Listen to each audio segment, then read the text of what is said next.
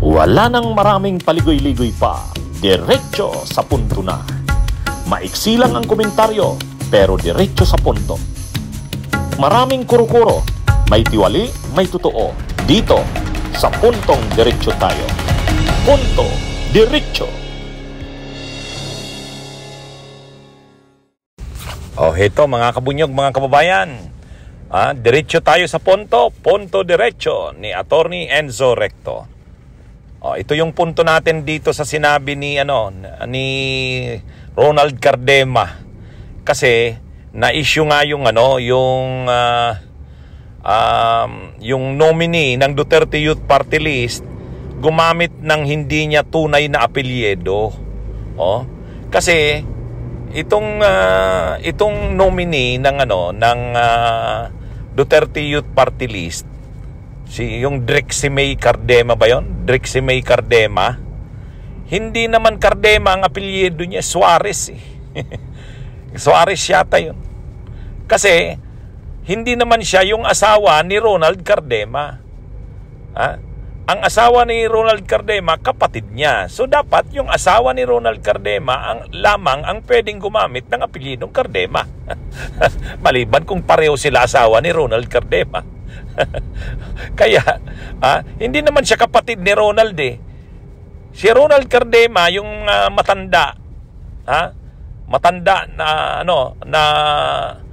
matanda na gusto pa ring i-claim na youth daw siya, Duterte Youth. Ang asawa nun, kapatid itong first nominee. Ang asawa ni Ronald Cardema, kapatid ito. Kaya yung asawa ni Ronald Cardema, yun yung dapat Cardema. Ito hindi. Pero nung nag-file siya ng nomination, kasi siya ang first nominee, siya ang sinubmit na nominee sa COMELEC, ang pang-apelyido niyang ginamit Cardema. So misrepresentation yun. Material misrepresentation yun. Ibig sabihin, nagsisinungaling ka. Hindi ka naman Cardema, sasabihin mo Cardema ka. O ngayon, dahil sukol na sila, ang palusot nila Cardema, kasi kailangan daw ng name recall. Parang ang inaasta ni Ronald Cardema, ang kilalang apelyido Cardema. Kaya yun yung ginamit nila. Cardema. Para daw, yun eh, normal namang ginagawa ng mga politiko. Gumagamit ng apelyido na sikat sila para manalo sa eleksyon. Kasi yan yung mas may name recall. Mas kilala na doon sa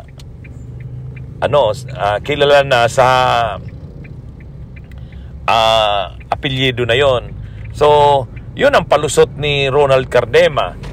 Yan ang palusot nila, na kaya gumamit ng Cardema para manalo. Name recall daw, yun daw kasi ang kilala. Pero hindi uubra yung rason na yan. Unang-una, pag-submit mo ng mga requirements sa COMELEC, required ka mag-submit ng 10 nominees. Tapos irarank mo yung first nominee, second nominee. Bawat isa doon, mayroong Certificate of Nomination and Acceptance. CONA ang tawag doon. Certificate of Nomination and Acceptance. At doon nakalagay yung real name. Ang hinihingi, real name. Family name or surname, middle name, at saka yung first name. I-declare mo yon. Pero sa totoo lang, mayroon ding tanong doon, anong gusto mong pangalan na mag-appear, o anong klase ang gusto mong mag-appear sa balota? Anong gusto mong pangalan na mag-appear sa balota? Nakalagay din doon. Kung kandidato ka at gusto mong ang mag-appear na pangalan ay kahit hindi yan yung tunay mong pangalan, pwede yon. Doon ka mag-fill up nun sa part na yon.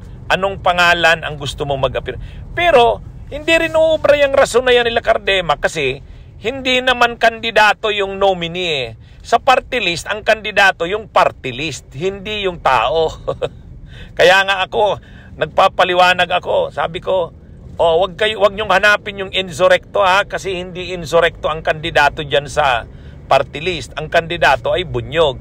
Kaya immaterial naman yung Cardema. Bakit niya gagamitin yung Cardema? Hindi naman makikita sa baluta yung Cardema. Wala namang Cardemang makikita sa baluta kasi nominee. Ang binubutuhan sa party list hindi nominee, yung party list mismo. Kaya palusot lang yung sinasabi na yun nila Cardema.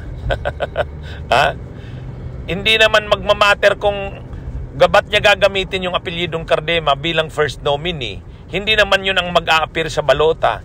Pangalawa, ang binubutuhan sa party list ay party list. Kahit ka pa first nominee, hindi mag-a-appear ang pangalan mo doon. Yan yung yan yung dyan. Kaya palusot na naman ito. Pero hindi uubra yung palusot na yan. Talagang posibleng yan na yung maging dahilan o isa sa magiging dahilan ng pag-disqualify na dyan sa Duterte Youth na yan. Abangan natin, mga kabunyog, ang susunod na kabanata. Name recall.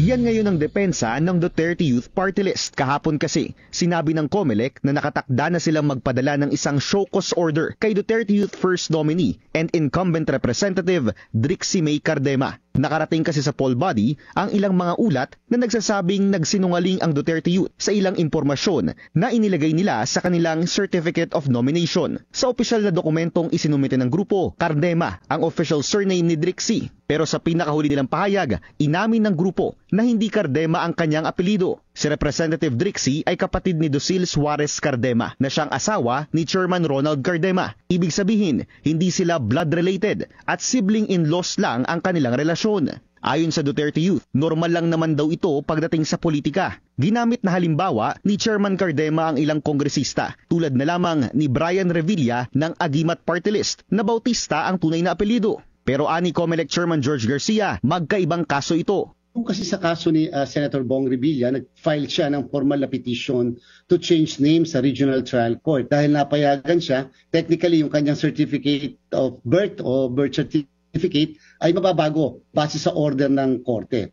And therefore, kung yun na nangyari sa kanya, yun naman mga anak niya halimbawa, maaaring sumunod o hindi, kasi depende naman yon doon sa kanilang birth certificate. Ang pinagbabasihan lagi din natin ang first name, family name. Paalala niya rin sa grupo, lahat ng dokumentong ipinapasa sa poll body, under oath at dapat totoo ang mga inilalagay na impormasyon. Sa ating po kasing batas, pwede ka magkaroon ng stage name, artista ka o kaya kilalang personalidad, yun talaga. Pero syempre, sa mga opisyal na dokumento, kahit pa nga ikaw mag-a-apply ng passport o kahit na ikaw ay papasok sa media, kinakailangan mabibigay mo pag nag-fill up ka ng form yung tunay na pangalan mo dahil yun yung pagkakakilanlan mo at yun yung mismo nakalagay sa birth certificate mo. Sinabi naman ni election lawyer Emil Marañon III, ang paggamit ng peking pangalan sa isang COMELEC document ay maaaring pumasok sa declaration of untruthful statements at violation of laws, rules or regulations relating to elections. Kung mapatutunayan ang mga alegasyong ito, posible raw ito maging basehan para tuluyan ng ikansela ang registration ng grupo. Bukod sa bagong reklamong kinahaharap ng Duterte Youth, kasalukuyan pa rin nakabinbin ang kanilang proklamasyon dahil sa isang 2019 disqualification case. Bunyog, bunyog, halikan na kasama ka. Bunyog, kapag buklod ay may pag-asa. Luzon, Visayas, Mindanao, isa ang pananaw. Sa bagong Pilipinas ang bunyog isisigaw. Bunyog.